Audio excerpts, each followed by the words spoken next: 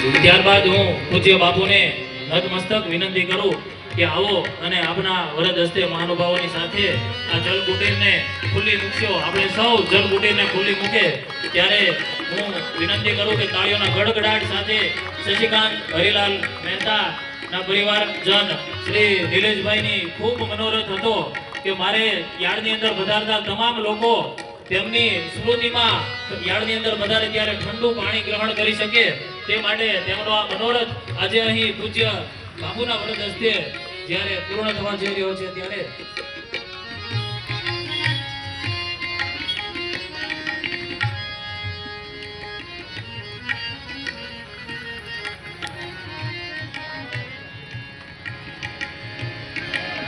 હવે આપણે પૂજ્ય બાપુને નતમસ્તક નમ્ર વિનંતી કરીએ કે પૂજ્ય બાપુ અમારી વચ્ચે ઉપસ્થિત છો ત્યારે અમને આશીર્વાદ પાઠવશો.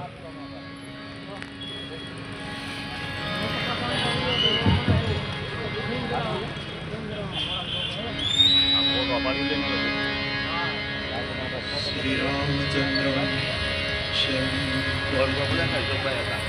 श्री रामदूतम शरणं श्री राम जय राम जय जय राम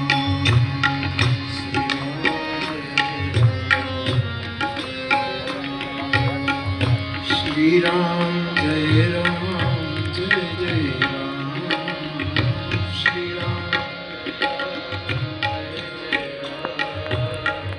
श्री राम जय राम जय जय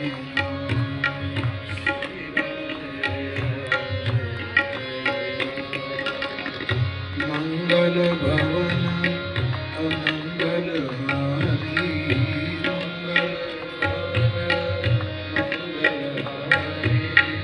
द्रवो दशरथ अचिर बिहारी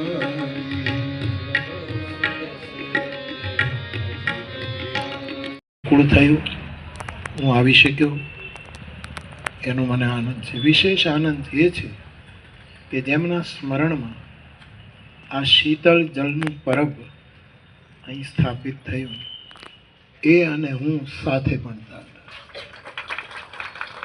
મેટ્રિક સુધી અમે ભણવા, મેં ચિત્રજી જોયું એટલે તરત જ ખ્યાલ આવ્યો કે અમે સાથે ભણેલા.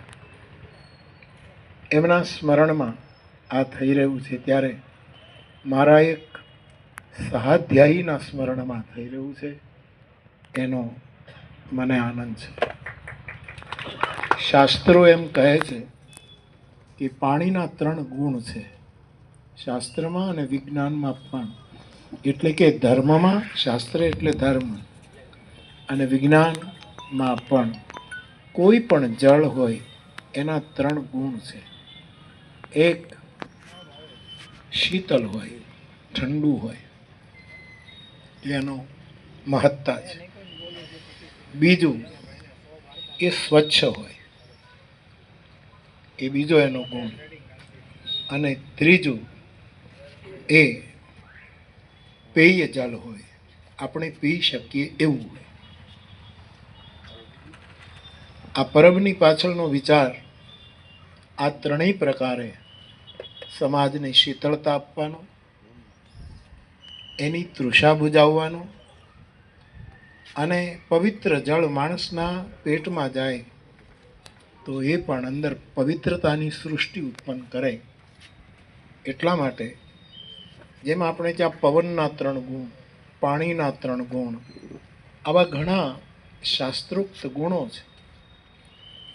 મને આ પાણીનો મહિમા એટલા માટે છે કે હું જ્યારે નાનો હતો ત્યારે, અત્યારે તલગાજરડામાં રૂપાવા નદીને કિનારે હું રહું છું, ત્યાં હું પણ નાનપણમાં એક નાનું એવું પરબ બાંધી અને રાતોલ, મહુવા અને આ બાજુ ભાદ્રોડ એના ત્રિભેટે મેં વર્ષો સુધી પાણી પાવાનું કામ કર્યું.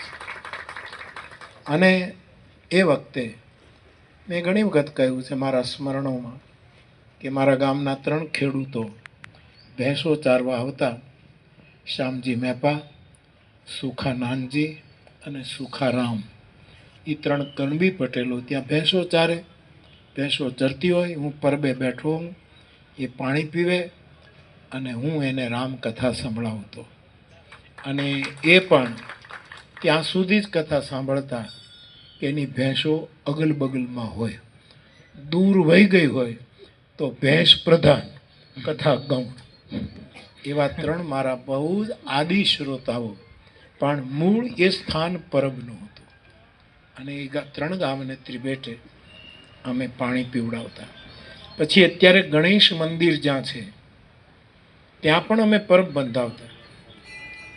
ત્યાં હું પાણી પાવા નહોતો જતો, પણ અમારા ગામનો એક બાબર, માધવ બાબર, જે ત્રિભુવન દાદાની સેવામાં સતત રહ્યો, એ પેલી મોટી મોટી હાંડ લઈ જમીનમાં ખાડો ખોદી એમાં દાટીને એમાં પાણી ભરે અને ઉપર સફેદ કપડું, એટલે પાણી ઠંડુ રહે.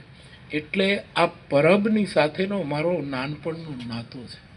અને હજી પણ હું હાલતું ચાલતું પરબ લઈને જ દુનિયામાં ફરું છું.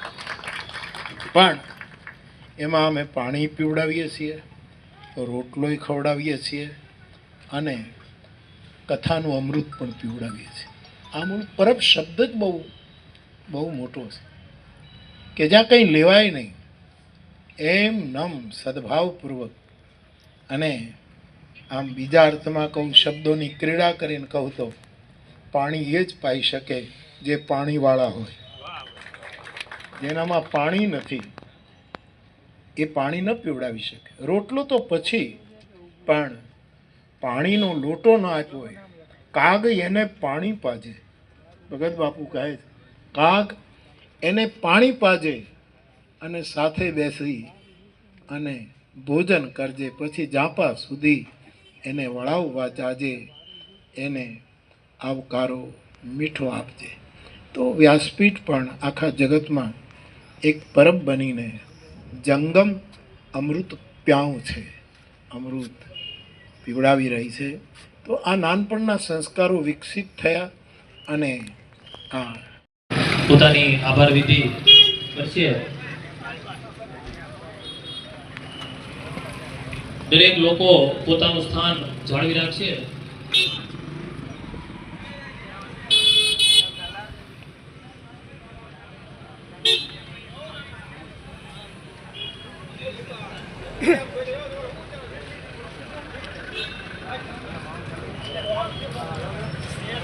આપણે બધા જ પોતાનું સ્થાન જાળવી રાખીશું. પોતપોતાના સ્થાને તે આપણને કોલ્ડ ડ્રિંક્સની